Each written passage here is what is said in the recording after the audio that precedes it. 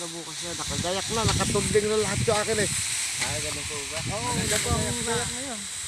Gago na may patubling. Narito po tayo sa Barangay San Felipe ng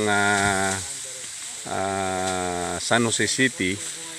At kasalukuyan nagpapaharvest po ng Napier, Super Napier na itatanim ng isang cooperator na nagngangalang Constancio Manglikmot na taga Laur. So ito po ay itatanim sa Laur at lahat po ng harvestin dito ay gagawing panggatong ng iPower. So ito pong model area ay hindi bababa sa 350 hanggang 450 tons Ay, dandan. per harvest Gagawin puno ka hawak. Para per hectare. Para hindi... So ang plano rito na sistema sa pagtatanim ay ilalatag na itong Napier sa may faro o tudling sa natudlingan at tatabunan ito ng araro na hila-hila ng isang kalabaw.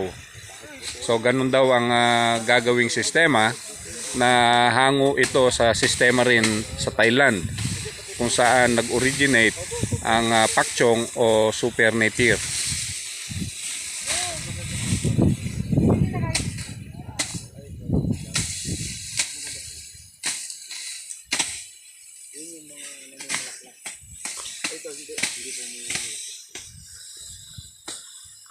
Tanda na yan pero hindi pa namumulaklak. Kinakain din ng kalabaw, baka. Opo, kinakain po yan.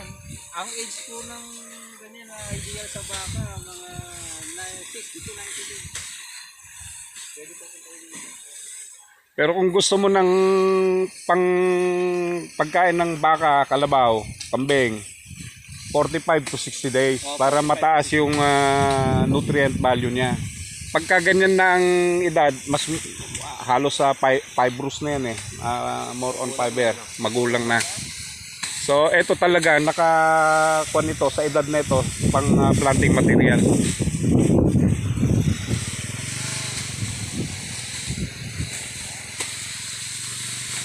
Dok, sobrang mura. Iwanan na lang. Sobrang mura. Dito tumbo yun. Kapag yun lang. Kalat lang dito yun eh. Ikon mo na. Mura lang yan. Hindi, konti-konti lang naman yun, talagang mura lang. Yun talagang kon lang, ano, yung wala pang punong matigas.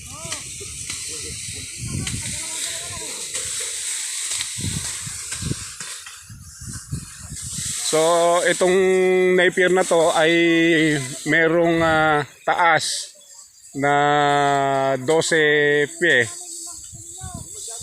12 feet.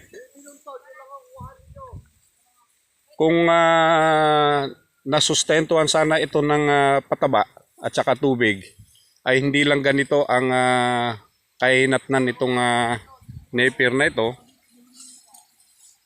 na po pwedeng tumaas pa ito ng 14 pie.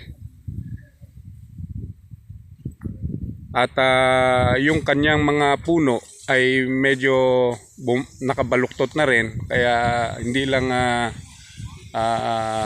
G's pie ito. Ito ay more or less 3.5 meters ang taas.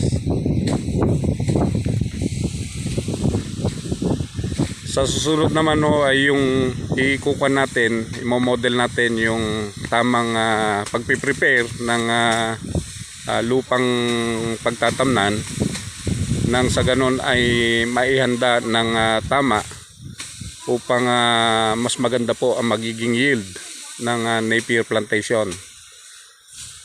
Kasama na rin yung pagpapataba nito, pagpapaupo ng pwedeng organic fertilizer o kaya ay inorganic fertilizer.